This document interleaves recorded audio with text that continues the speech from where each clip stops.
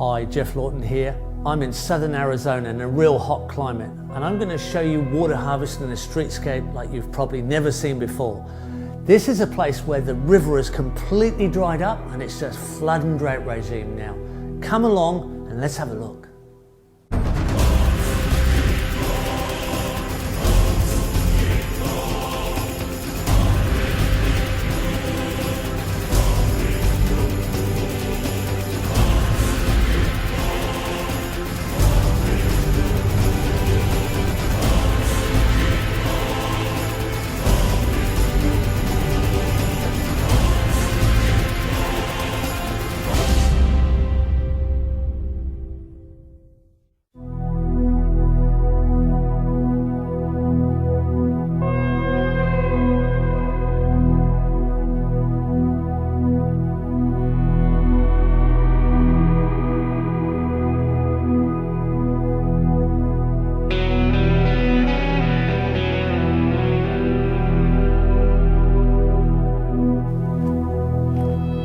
Here in Tucson, Arizona.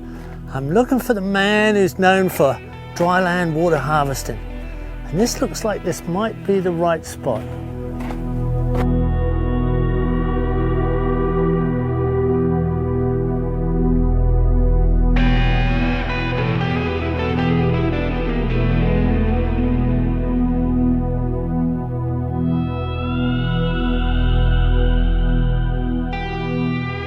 I'm with Brad Lancaster, and Brad's famous for water harvesting in dry lands. So Brad, you've been kind of heavily involved with these curbs here. I mean, you've been cutting these things up. What's going on? Right? Well, we find that in the urban setting, the street is a drainage infrastructure. It's getting rid of resources, water, organic matter, and more. We want to flip that. And we want to turn the streets and the street side areas, the public right-of-way, into a harvesting strategy. So we've been taking this curb here, along which the stormwater flows, and we're starting to cut the curb to allow street runoff to irrigate street side basins. Right now, that tree wants this water, but it can't get it. But once we cut the curb, things are going to vastly improve for that tree and for us.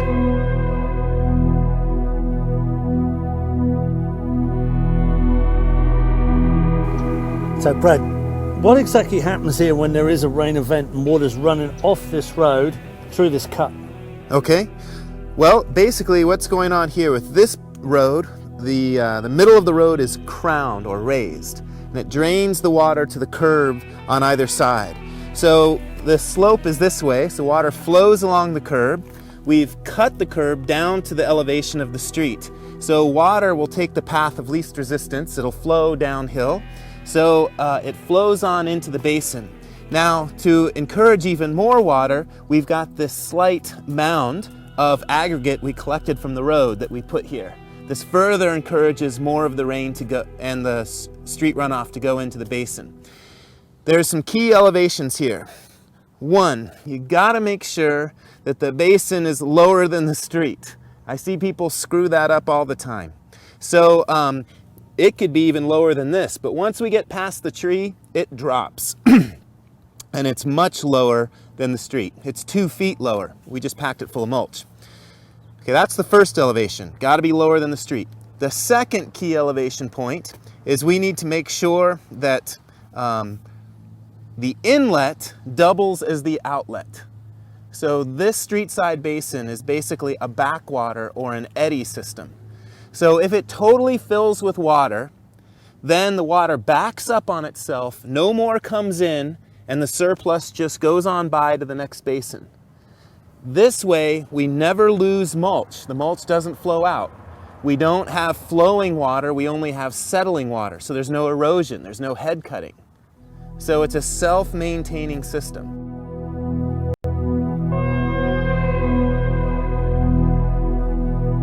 What I love about this basin is it's got 3 to 4 times the capacity of the basins you've seen before because we're practicing vertical mulching. So we over-excavated this basin. So the bottom of the basin is actually 2 feet lower than where my feet are. And then we packed it full of organic matter, which acts like this great carbon-rich sponge. Where did we get that organic matter? from this tree and other street side trees. So nothing's a waste. When we prune this tree, we cut up the prunings and put them right back under the tree. So that we no longer have that biomass going to the dump.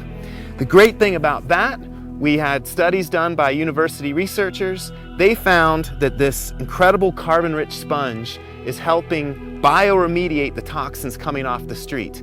We have 10 times the bioremediation potential with organic mulch than we do in basins without that organic mulch.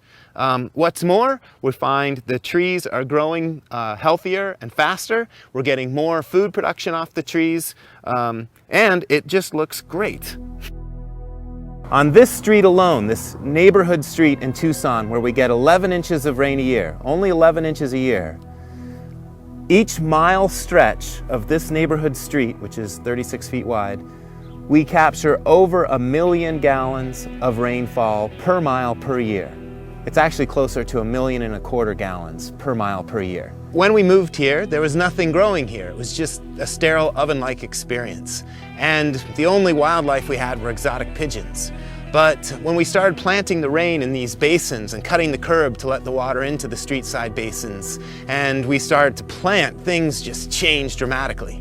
So 90% of the species we selected are native to this area. So that brought back the native wildlife. So we now have over 24 bird species where before they just weren't here. But what's more, we also selected all these plants to produce food for people, medicine, crafts. So we're basically in an orchard, a pharmacy, and a craft store. And we have a rich abundance. So from the saguaro cactus, we can harvest these saguaro fruits, which are super delicious, sweet, and high in protein. And then from the mesquite tree, which is a native legume, nitrogen fixer, we can take these carob-like pods, we grind it up into a flour. This flour slows the body's intake of sugars, so it's great for people with hypoglycemia and diabetes. It sells for $14 a pound. So we can harvest the mesquite pods from street side trees, and we can make $25 an hour just picking the pods, milling it, and selling the flour, never having to leave the neighborhood. So it's an awesome neighborhood economic engine. We can also get the cactus fruit of the prickly pear. Super yummy, awesome in margaritas, various drinks, and it's a really nice cooling food. Another cactus food is the cholla bud. These are dried flower buds of the cholla cactus, which is a very thorny individual, but it's really high in calcium, these flower buds, and it's a perennial food source. The awesome thing about all this, including the wild greens, is we don't irrigate any of it with imported water. So much of the agriculture in this area is dependent on imported dwindling groundwater resources or imported distant waters like the Colorado River at great energy cost and environmental cost. But all of this was irrigated for free by nothing more than the rain falling from the sky that used to cause flooding in the streets. Now this is reducing the flooding in the streets.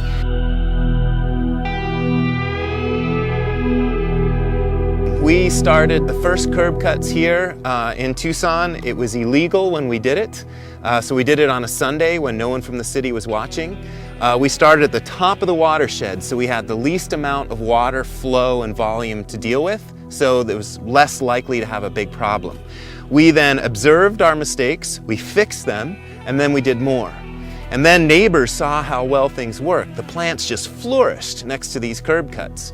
And then they wanted to do likewise. So we approached the city and we said, hey, can we legalize this? So it took a number of meetings, quite some time, but now the city has legalized it. And not only have they legalized it, they promote it. It's required in some new development. And all new city streets, as of last summer, there's a new ordinance, must harvest at least a half-inch rainstorm's worth of water. So we've done a 180-degree shift.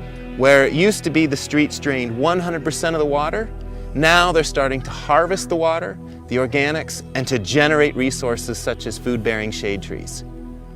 This proves we can rehydrate the urban landscape in desert cities and in fact in all cities, just by design.